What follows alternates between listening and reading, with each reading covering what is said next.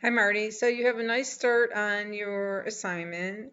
This is the template file that I opened up. And so this file really should not have any data in here. The only thing this file should have would be formulas like this and or functions.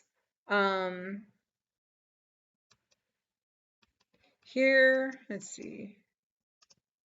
Okay, it looks like you're multiplying all of these by B5. So this would be absolute cell reference. Um, It doesn't look like you're going to use this formula or copy it anywhere else. So this is absolutely absolute cell reference. And then any numbers that don't have a formula in them or a function in them should be deleted. Some of your labels I don't really understand. So some, you might want to change, you should change this word to total. Some is more of a verb. It's something that we do. We add things up. So if these are totals, then just go ahead and use the word total. Going in, I'm not sure what that means. Maybe is this your starting point? So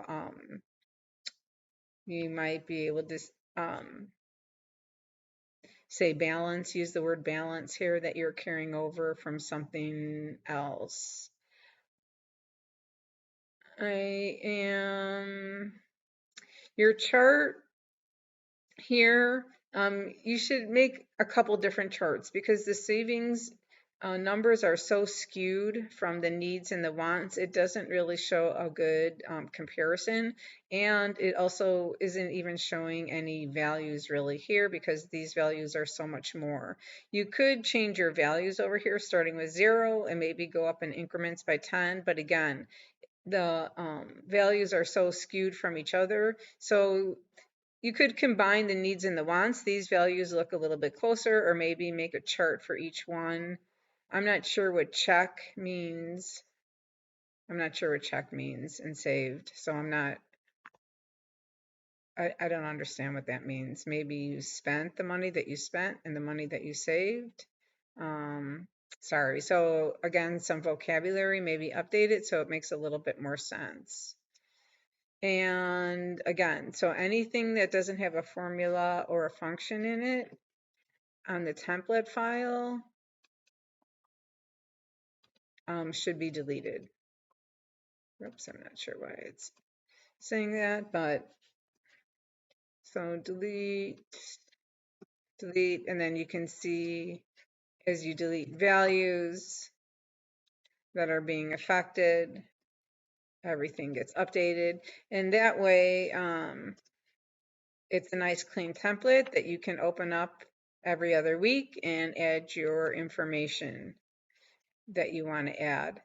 So here you had the today function. Sorry, I already deleted it. And that's not really appropriate because if we use the today function, it shows today's date. And yesterday when you opened it, it showed yesterday's date. And here you're doing a biweekly budget.